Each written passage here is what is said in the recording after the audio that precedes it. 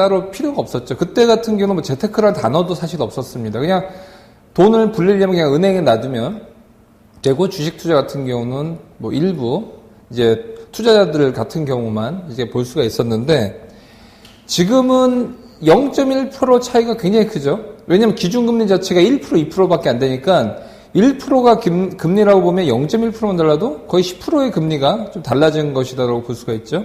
그렇다 보니까 0.1%만 달라져도 상당히 이제 크게 와닿을 수가 있기 때문에 이 0.1%를 어떻게 잡느냐, 그 부분이 상당히 중요해진다라고 볼 수가 있습니다. 먼저 제1금융권, 즉 시중은행이죠. KB은행, 우리은행, 이런 쪽에서 금리가 그나마 높은 데를 어떻게 찾을 수 있을까요? 물론 비교해주는 사이트가 다 있습니다. 여기 보면 이제 검색 포털에서 은행연합회를 치시면요, 전국은행연합회라고 이쪽에 나오고 있습니다. 이쪽에 보시면 이제 전국은행연합회 보면 www.kfb.or.kr 이쪽으로 들어가면요, 우선은 은행연합회 홈페이지가 나오죠. 그러면 이쪽에서 이제 메인 화면입니다.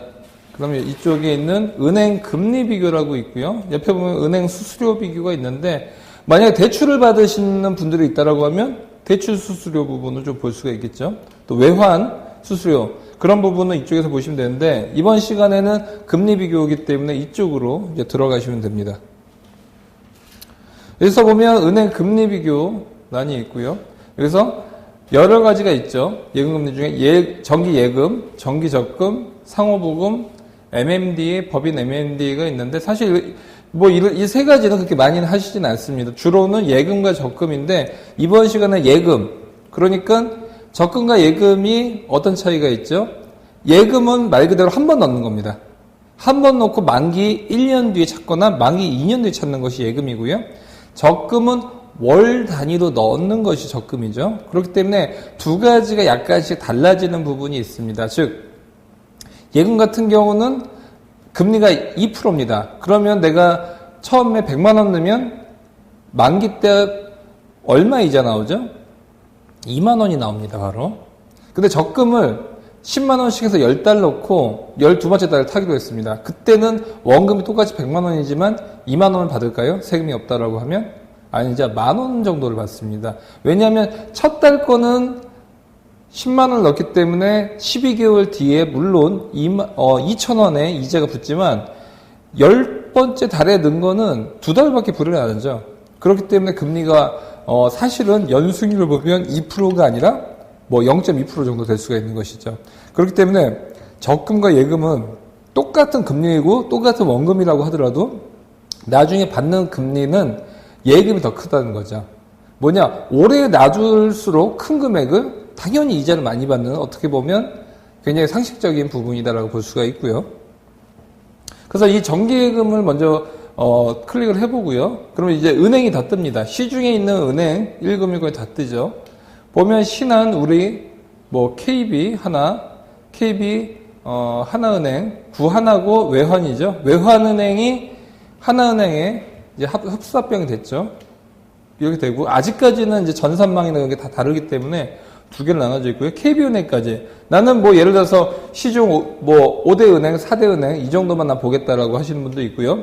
아니면 이제 지방이나 아니면 조금 더 금리 높은 걸 원하시면 뭐 기업은행, 경남은행 이런 지역은행이라든지 특수은행까지 다 클릭을 하셔갖고 검색을 누르시면 되고요. 아니시면 전체를 다 눌러도 됩니다. 그 다음에 얘 검색이라는 걸 눌러보면요. 검색 결과가 뜨죠. 검색 결과가 뜨는데 여기서 만기를 자기가 선택을 할 수가 있습니다. 내가 1년 예금이 가장 금리가 높은 상품이 있고요. 2년 만기가 금리가 가장 높은 것이 있습니다. 근데 이게 왜 금리 그 만기 따라 어떤 은행이 더 많이 주는 게 다를까요?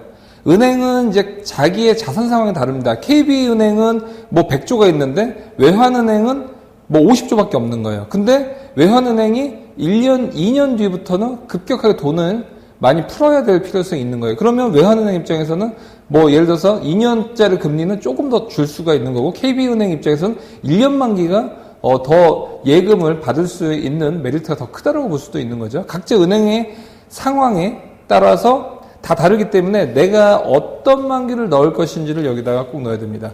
예를 들어서 나는 12개월 뒤에 1년 만기짜리 예금을 넣는다라고 하면 여기다가 12를 체크를 하면 되고요. 아니다. 내가 다른 개월수로 필요하다라고 하면 다른 개월수를 체크를 하면 됩니다.